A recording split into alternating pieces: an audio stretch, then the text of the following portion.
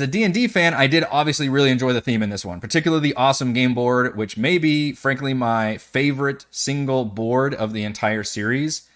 But I also think there was a lot of wasted potential here. Hey everyone, Eric Watson here, freelance writer, player, games writer, birds, recorder of videos, and a tabletop role-playing aficionado. With this video, I'm going to review Horrified, Dungeons & Dragons, the latest game in the Horrified co-op board game series, published by Ravensburger. A review copy has been provided by the publisher. Before we start, you should know that I am obviously very familiar with Dungeons & Dragons. In case you're new here, that's what my whole channel is about. But I'm also quite familiar with the Horrified series. I've been playing these games since the original release in 2019, and Horrified D&D is actually the 5th game in the series. So what's my initial verdict? It's fine. I think the D&D theme is fairly well used here. It's a great fit for Horrified, which is about rampaging monsters and player characters running around collecting items, saving NPCs, and defeating those monsters, each of which has its own kind of unique subsystem puzzle challenge thing to defeat it with. I was given a fancy press kit, which included cutout deck boxes for the monster deck and perk deck, which are admittedly cool once fully assembled, a themed candle, which is kind of random and smelled like a crackling fireplace, and a mystery metal pin thing, which ended up being an owlbear, which my wife immediately claimed. Horrified D&D, like others in the series, is a co-op strategy board game designed for 1 to 5 players with a recommended age of 10 plus and about a 1 hour play time. It features 5 player characters derived directly from D&D classes, 4 monsters including mats and minis, a game board, a deck of monster events, a bunch of item tokens, a somewhat crappy plastic bag to hold said tokens, standees for citizens and player characters, oddly shaped perk cards, and some dice.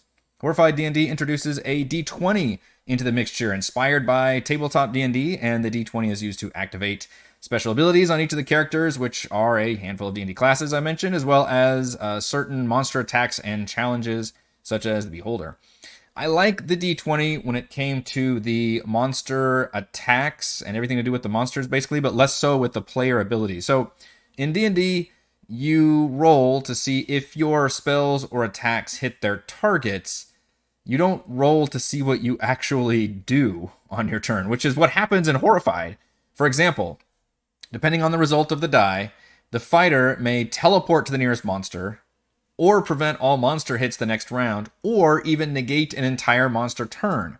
While the bard could move NPC citizens, or monsters, or heroes. And it kind of sucks devoting one of your precious few actions every turn to such a random and chaotic result. I would have preferred a much more consistent ability, with still adding maybe the chance for like a nat 1 or nat 20 or something, and maybe devote a single character class like a wild magic sorcerer, for example, that can use the D20 in a more chaotic fashion. But Horrified is really all about the monsters, and Horrified D&D's monsters are fine. I dislike the trend toward fewer monsters, with one of those monsters becoming twice as long and complex. This started with World of Monsters, which was the last release, which reduced the monsters to 4 and included Cthulhu, which was a giant, like, multi-stage monster threat.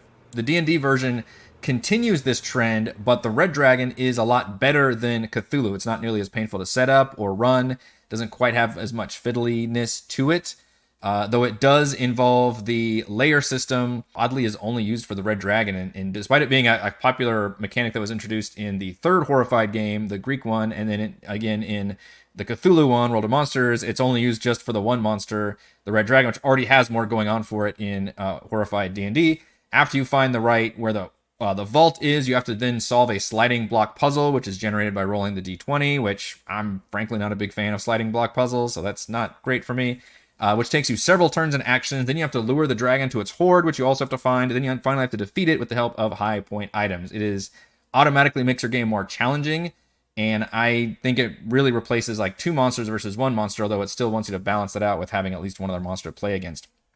Oddly, by the way, previous Horrified games, they used a difficulty system of easy, medium, and hard with using 2, 3, or 4 monsters. That is nowhere in the rulebook for the first time with this version of Horrified. They're just mentioning the fact that you should probably play with 2 monsters. That's all it mentioned. So maybe an interesting, like, just giving up on how to balance it all with how many monsters we're using or what. I find the sweet spot to be 2 monsters anyway, so I'm glad that's no longer considered easy, because frankly, I think that's plenty challenging enough, as just playing against 2 of the monsters. The other three monsters in Horrified D&D are the Beholder, the Displacer Beast, and the Mimic. These are not exactly the ones I would have chosen to best represent D&D. Beholder probably, but what about like a Lich, a Mind Flayer, the Gelatinous Cube, which could be sucking up items and moving players around? Call me Ravensburger, I'm available. Of those three, the Mimic I found the most interesting as it stays on its own monster mat and has its own little track that it uses to move around and occasionally ambushes the party, which I feel like is very thematic for a Mimic. I also enjoyed the Beholder's eye ray attacks using the D20, but ultimately it and the Displacer Beast are just pretty standard monsters that kind of operate similarly, and they don't really feature any unique puzzly elements, which granted is getting harder and harder to come up with, I imagine, at this point late in in the Horrified life cycle. The components are overall a bit mixed, especially if you're a D&D player. The minis aren't anything to write home about, essentially compared to D&D minis, but there's also relatively lower price point board games, so I don't necessarily expect them to be like just super amazing.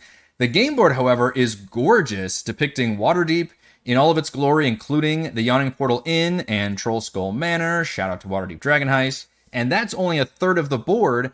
The rest of the map is Undermountain, that massive mega dungeon beneath Waterdeep, and includes Skullport and Willowwood and all these fun little locations. And the board uses teleportation circles to actually get around, which helps solve a lot of the movement pains from previous Horrified boards, because a lot of what you're trying to do is just move around in different areas for your actions, and it always sucks to be like, well, on my turn I just move here, here, here, and I'm done.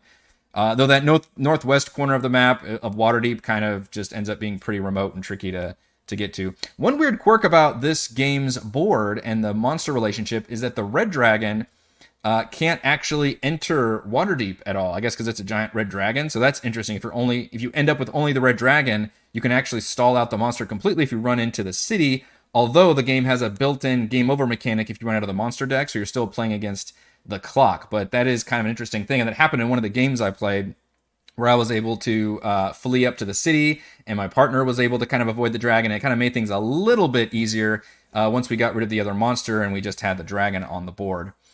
The dragon, also I mentioned, is the only one that uses the layer system, which is kind of weird. The citizens are all familiar folks. Those are the people that you're rescuing that get generated. Familiar folks from Waterdeep Dragon Heist, such as Volo, as well as generic NPCs like City Guard. While the perk deck, which is your reward from saving NPCs, as well as rolling nat 20s, uses famous people like Mordenkainen and Jarlaxle and Drizzt. I found that kind of weird. I think I would have preferred if the perk deck used more powerful magic items instead of people, because we already got kind of the people rep from the citizens. And I get that we're collecting items with regular play, that's like the whole thing, but those are mostly mundane or kind of low ranking, like a spell book or something for a magic item. So I think it would have been cool to get like, the Sunblade or some kind of cool magic items with the perk deck. Would have been a little bit of representation of that part of D&D. Overall, the best Horrified game is still the original, I think, with the classic Universal Studio monsters. And I am also somewhat partial to the Greek mythology one, which introduced layers. Greek mythology is cool with the monsters and all that. As a D&D fan, I did obviously really enjoy the theme in this one, particularly the awesome game board, which may be, frankly, my favorite single board of the entire series.